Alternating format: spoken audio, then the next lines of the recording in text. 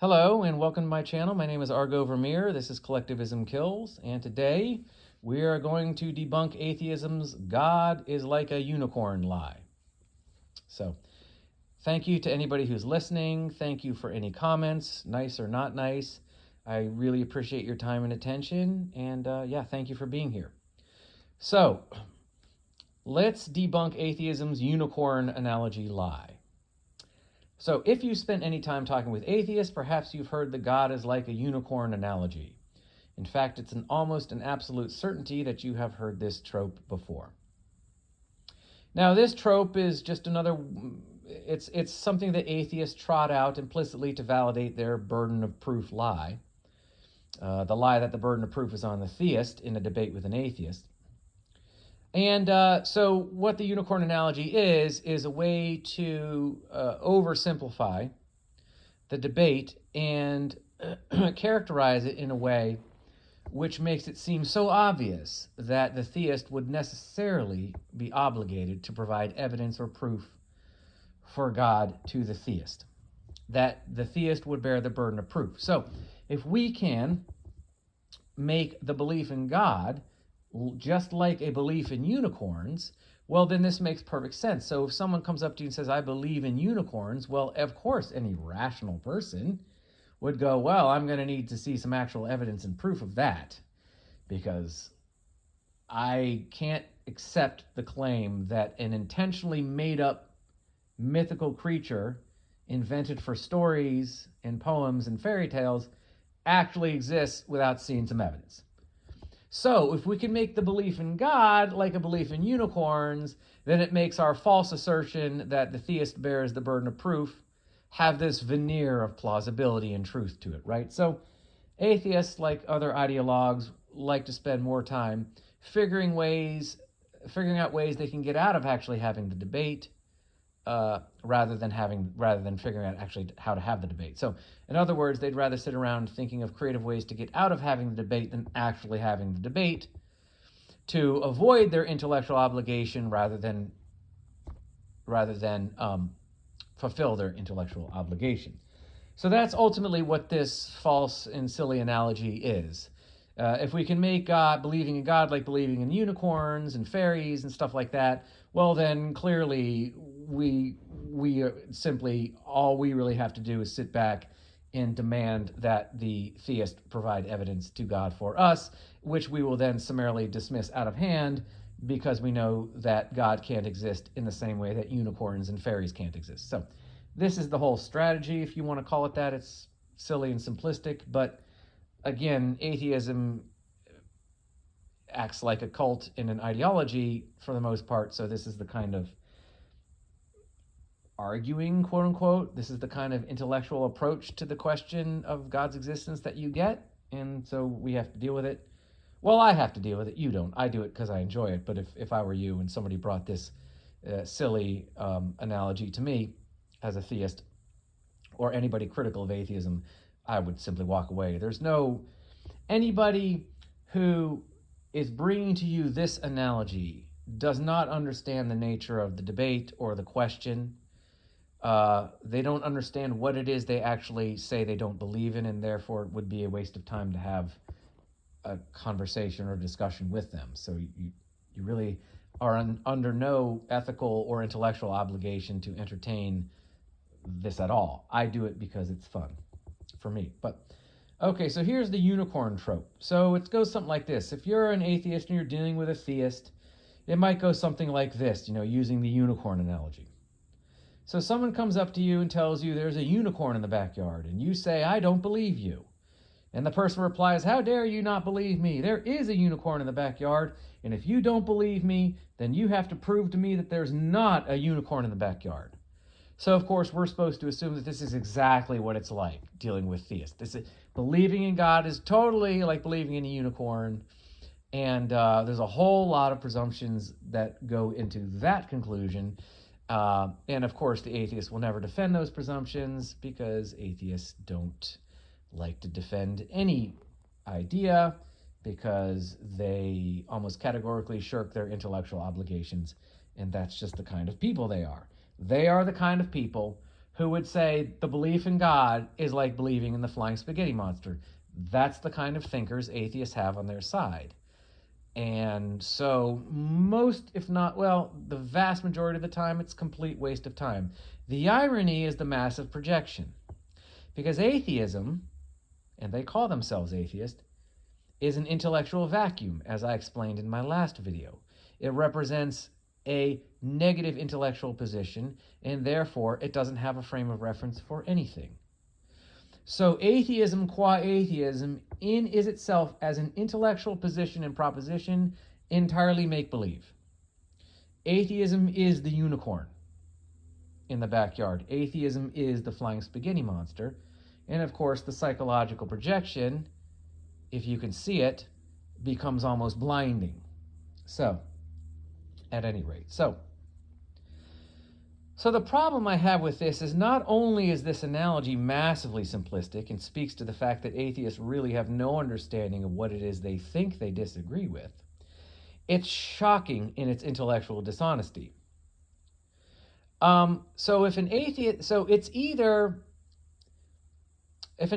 brings to you this analogy, there's two things going on.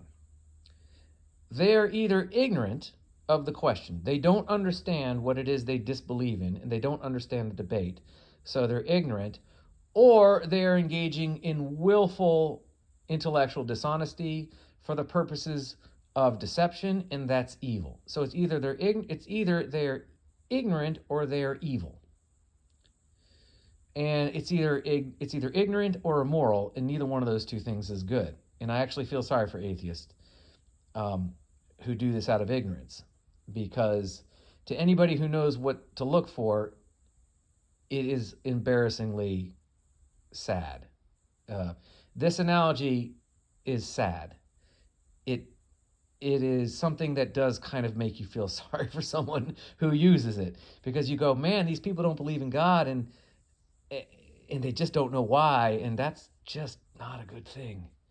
Anyway, is it better to believe in God and not know why, or not believe in God and not know why? I'm not really sure, but I don't know. So, to put it nicely, this analogy is clumsy, naive at best, and incoherent, irrelevant, and downright ignorant and evil at worst. And it really should be dismissed out of hand, unless you're somebody like me who likes to engage this kind of thing. Okay, so number one, to assert the dialectical equivalence. Okay, so this is a couple of problems with this false analogy of God and unicorn. To assert the dialectical equivalency between God and unicorn is shameless intellectual dishonesty and reveals the kind of bad faith and amateurish logic that unfortunately characterizes a large portion, if not the majority, of atheist thinkers. And number two, and this is going to get a little wordy, I will circle back to the unicorn thing in a bit, okay? So just bear with me. Atheists treat the debate with theists as a courtroom drama. Like they're the judge and the theists are on trial, and you will bring your proof and evidence for God before their elevated bench, and then they will decide whether or not that evidence or proof is sufficient. Now, of course, it never is. Okay, because you cannot provide proof or evidence to somebody. You cannot provide proof or evidence of a thing to someone who has already rejected the existence of that thing. So if someone has already decided that that thing cannot exist, then you can't show them evidence and proof of it, because you can't show them evidence and proof of what can't exist. You see, it's a contradiction. This is another rhetorical game atheists play. Atheism is not agnosticism. It's not the position where God might exist or might not. I don't know. I'd have to see evidence. That's not atheism. That's agnosticism. Atheism is God can't exist, in which case there can't be evidence or proof of God, in which case for me to ask you to provide proof of evidence or to bear the burden of proof is simply a rhetorical deception. It's simply deception. It's simply a rhetorical game atheists play, again, because they don't want to actually have the conversation, because they don't actually want to fulfill their own intellectual obligation to the question, which is why they hide behind atheism and they play games like burden of proof. Can't provide proof to someone who has already decided that that thing can't exist. Any evidence I show the atheist will be dismissed as either insufficient or evidence of something else, not God. Okay? So the theist-atheist debate is simply not a courtroom drama. It's not inherit the wind. Now, why? Well, there's always a political aspect to the courtroom. Courtrooms are a function of a legal system, and the legal system is a representation of the state. It's linked to a particular political apparatus. This has nothing to do with the question of God's existence, nothing to do with theism and atheism. The question of God's existence is a metaphysical one, not a political one. That is, the question of the existence of God has to do fundamentally with the nature and cause of reality.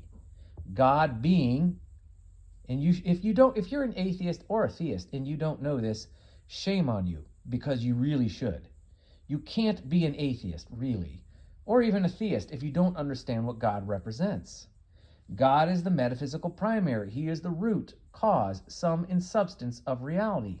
He is the most fundamental of the fundamental. He is the metaphysical primary. He is that from which all things are a function, either direct or implied. Answers the question, what is man? What is God? What is existence? What is consciousness? That's what the question of does God exist entail.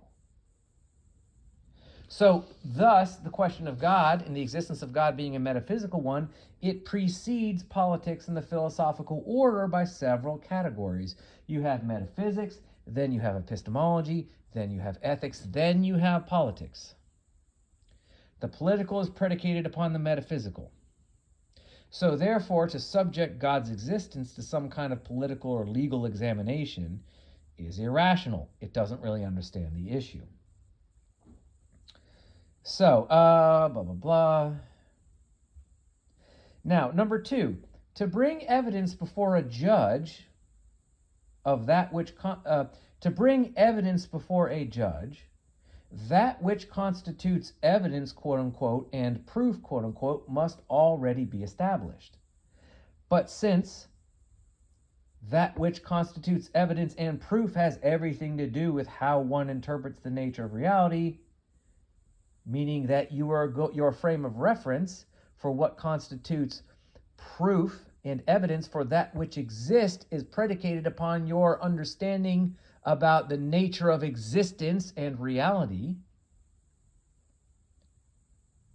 Metaphysical disagreements must be worked out before the other side can be said to bear the burden of proof, meaning before we can start talking about proof and evidence in the empirical sense, which is the sense in which atheists mean it, you have to come to some kind of metaphysical accord. You have to iron out the metaphysics first.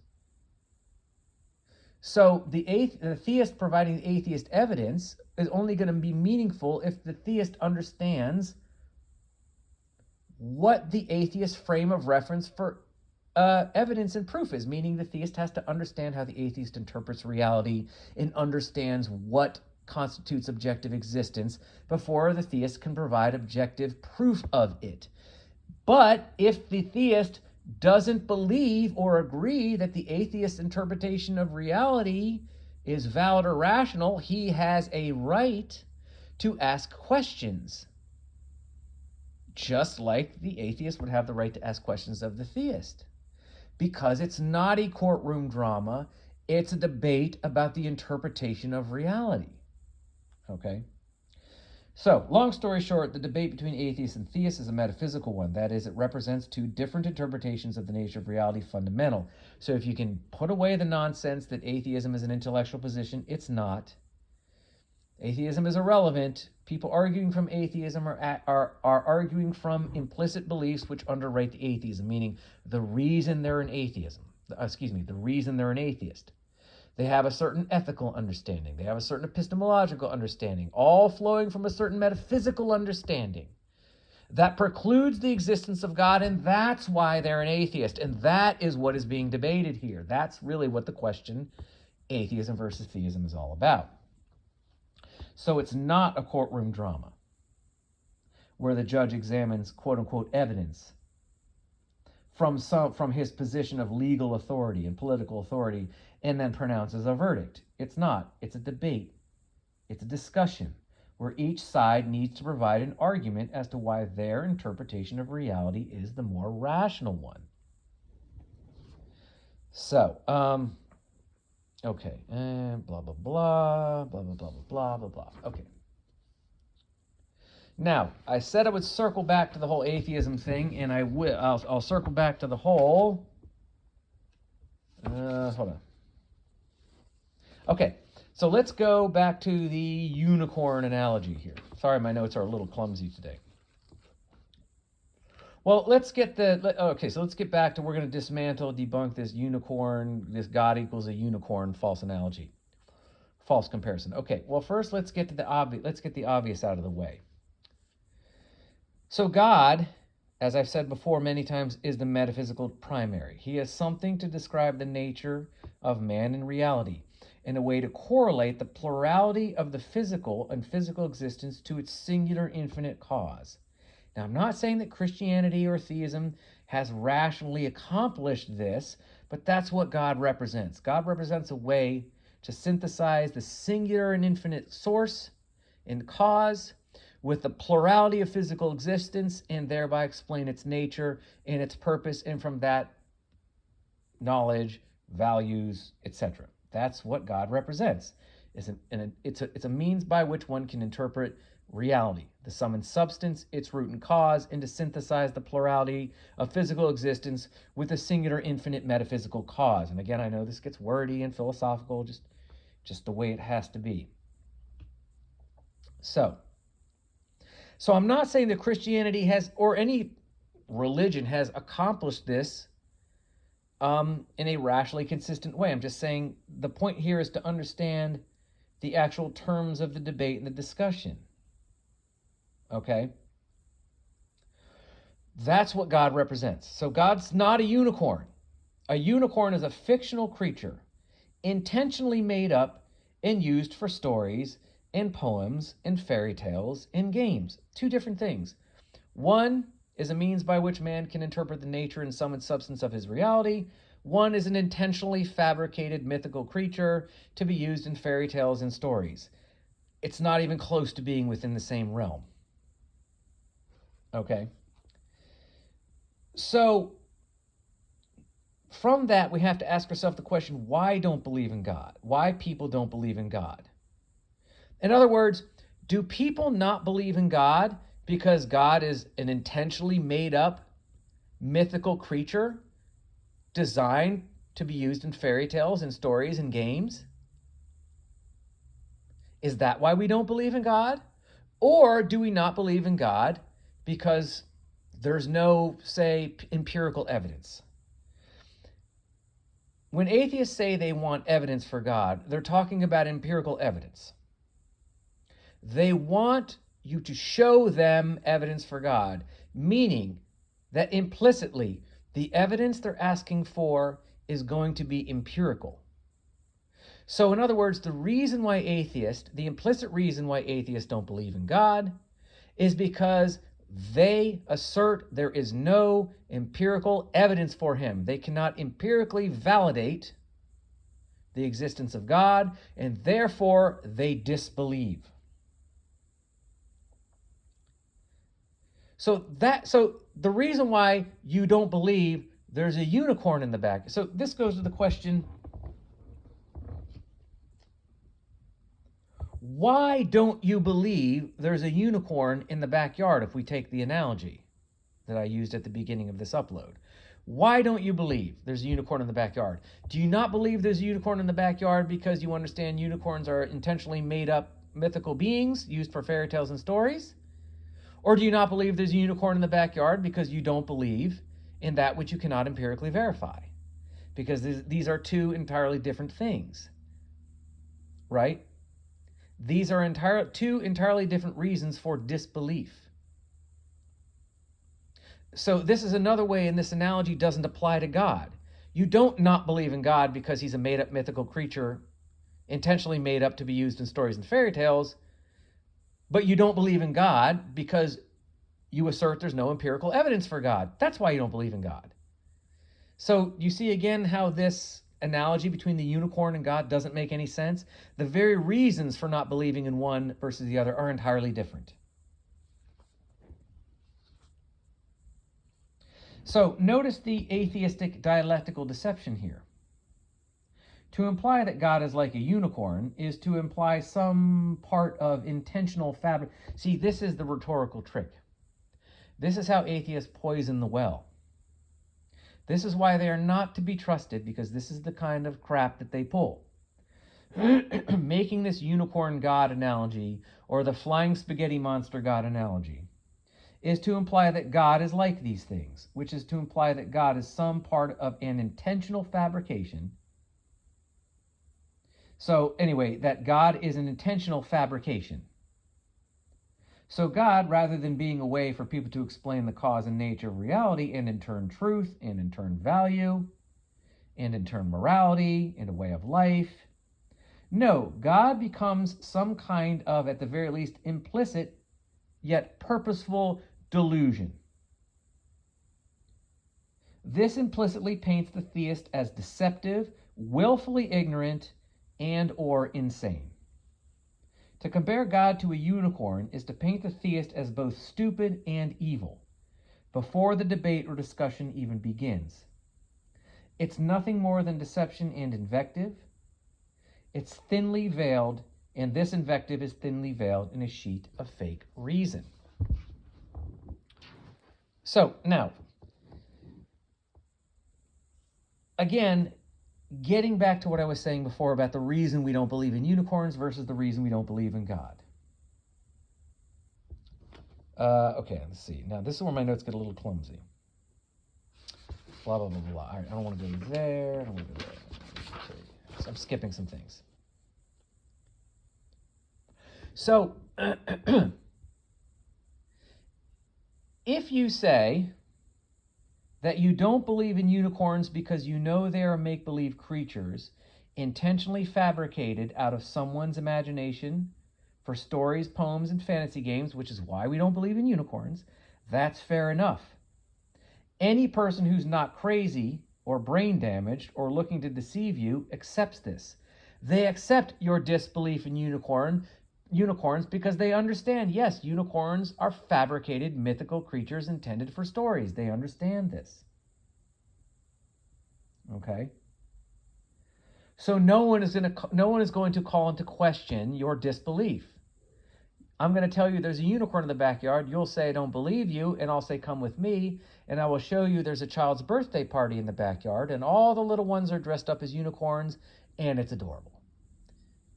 And then you go, oh, well, of course, no sane person really believes in the existence of unicorns because we know they're intentionally fabricated mythical creatures. But that's not why you believe in God. If you tell me you don't believe in unicorns because you don't believe that anything non-empirical or something which you cannot empirically verify can exist, if that's why you don't believe in unicorns, well, that's an entirely different reason, and that is not something I have to readily accept. I get to ask questions then, because that's a much, much, much more involved and much deeper and more fundamental reason for disbelieving in the existence of something. To disbelieve in unicorns is easy. Yes, they're intentionally made up creatures. Nobody believes they exist because we know what we're talking about when we talk about unicorns. But if somebody says, I don't believe that things can objectively exist which I cannot empirically verify, that's way different. Because there's a lot of things that you can't empirically verify that you almost certainly believe in. And I have a right, therefore, to ask questions. If that's your criteria, well, then you have just entered the realm of a metaphysical discussion. And you are on the hook for defending your metaphysical interpretation just like I am. I might say to you, well, therefore, if that's your criteria, then to say God is like a unicorn is to say Santa Claus is like the laws of physics. Because you cannot empirically verify either Santa Claus or the laws of physics in the same way you cannot empirically verify a unicorn or a God. It's the same thing. You can't empirically validate or verify laws of physics or gravity or your own consciousness, your own conscious frame of reference. You cannot empirically verify those things. Are you telling me you don't believe in those things then? You don't believe that the laws of physics exist? And no, you cannot empirically verify the laws of physics. You can only observe the laws of physics indirectly, meaning that you cannot divorce the laws of physics from those things, those physical things which they are said to govern. They have no value and no existence apart from the things they govern. You can't observe them. You can't observe dark matter. You can't observe your own consciousness. You can't observe the processes of biological evolution. You can't observe mathematics. None of these things can be empirically verified. They're all implied. So if you say to me you don't believe in God or you don't believe in unicorns because you don't believe in anything that you cannot empirically verify, then I'm going to have some questions for you. Do you not believe your own consciousness exists? Do you not believe the laws of physics exist? Do you not believe gravity exists? Do you not believe math exists? Do you not believe that the biological processes of evolution don't exist? You see, there is a huge difference going on here. This is why the unicorn God analogy is so ridiculous. It's not even close to the same thing. So that's really all I had about that. I was able to keep this pretty short. So yeah, that's basically the sum and substance of what I wanted to say.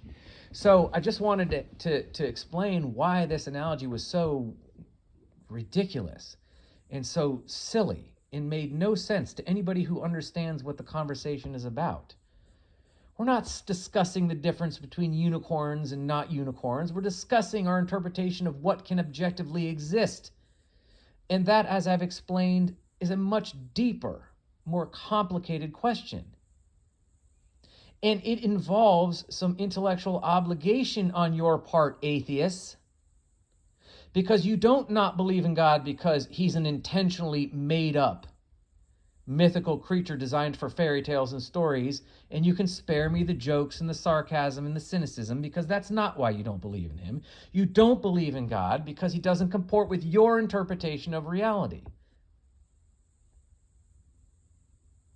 And therefore you are on the hook, just like I am, for explaining to me how you interpret reality.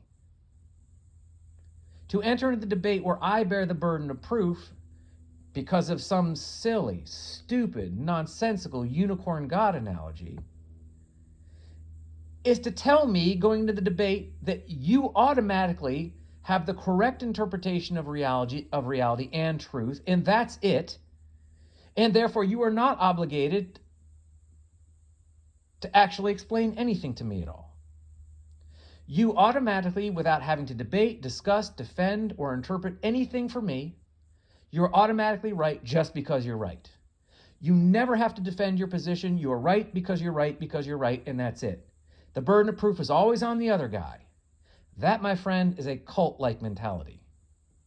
That, my friend, is mysticism and religious fanaticism 101. It's exactly like the Christian churches I had to leave. They never wanted to answer my questions because the burden of proof was always on me. I had to prove my position to them, which of course I couldn't do because they've already rejected my position out of hand. So, yeah. So, if you're, do I want to go down this road? Yeah, I'll say this. If you're at a party or you're somewhere and you're talking to someone and they say to you, I believe in God. And now, you could theoretically, it's just theoretically, you might say, oh, okay, you're interested in having a discussion, you have nothing better to do, you go, why do you believe in God? And they say to you the funniest, silliest, craziest thing ever. They admit to you everything that you just know as an atheist to be true. They say, because I believe there's a magic man in the sky with superpowers that controls everything. It's a magic man in the sky with superpowers that controls everything and controls me and you and talks to me and answers my prayers.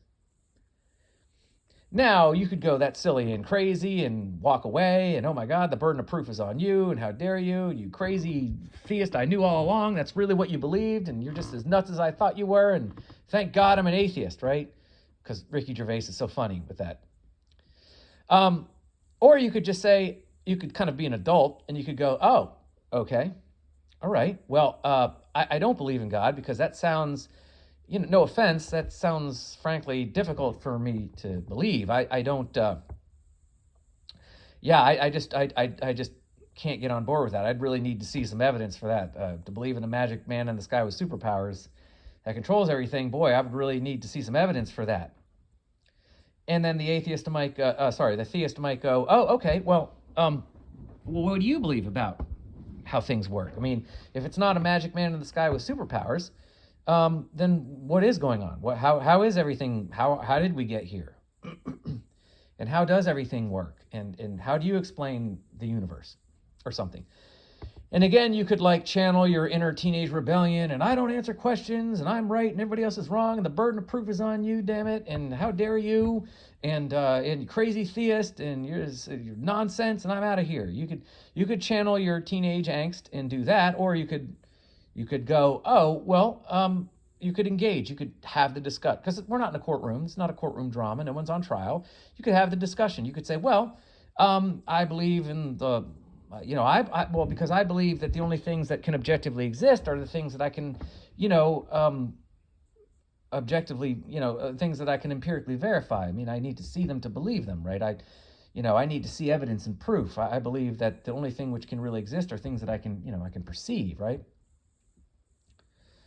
And then the theist might go, well, that's interesting. You can't really perceive your own consciousness. So are you saying your consciousness doesn't exist, or like you don't have a conscious frame of reference? You can't empirically verify it. You can't see it. So by your definition, it doesn't exist. And do you believe in the laws of physics? Because you can't empirically verify them either. So are you saying you don't actually believe in the laws of physics? So if you don't believe in the laws of physics, and oh, by the way, if you don't believe in anything non-empirical, then you can't really believe in your own conscious frame of reference, in which case you're not really you, in which case you don't really exist, in which case you can't tell me, you can't make a truth claim because you don't exist and you're not really you, in which case you can't tell me my belief in the magic man in the sky with superpowers is wrong, because according to your definition of what constitutes proof and evidence for what exists, you're not here. In which case, as far as I'm concerned, you've just validated my belief in the magic man in the sky, because at least the magic man in the sky doesn't tell me that my own consciousness is an illusion. So do you see what I'm getting at? I'm not saying that the magic man in the sky is the correct position. And also the theist could go, well, you say, oh, well, I believe in the laws of physics, I believe in the laws of nature, and the theist would just go, well, the laws of nature and that's cool. The laws of nature are kind of like God in the sense that they're omniscient and that they know everything, because everything that is done is being done according to the laws of physics. So they know everything that's going to happen and is happening and has happened. So they know everything. They are everywhere. So they're omnipresent. The laws of where in the universe are not the laws of physics present? And they're omnipotent, which means anything that can be done is done by the laws of physics. So they can literally do anything that can be done. So the theist might go, wow, the laws of physics are pretty much exactly like God, except that they are unconscious, and the only real difference between them and the magic man in the sky with superpowers is that mine is conscious and laws of physics are not. In which case, at least, again, my metaphysical interpretation at least affirms my own consciousness and yours doesn't. So my point in saying all this, and I'm sorry to be rambly at the end here, is that if you actually bother to have the discussion about what it really entails, the guy who believes in the magic man in the sky with superpowers doesn't seem a whole lot crazier than the guy promoting the idea that the only thing which can objectively exist is the empirical. If you see what I'm getting at. That the degree of crazy separation, the degree of irrationality between the theist and the atheist is not as wide as I think atheists would like to believe it is. So that's my point. My point is that we actually have the discussion. Maybe we can arrive at something that is more closer to the truth, and we can put away all the nonsense and all the prevarication and all the casuistry and all the sophistry and actually start to have a real conversation. So that's all I wanted to say. So anyway, having said that, I will talk to you later. Thank you for joining me. Please like and subscribe if any of this was interesting to you or informative. And having said that, I look forward to talking at you later. Okay, take care. Bye.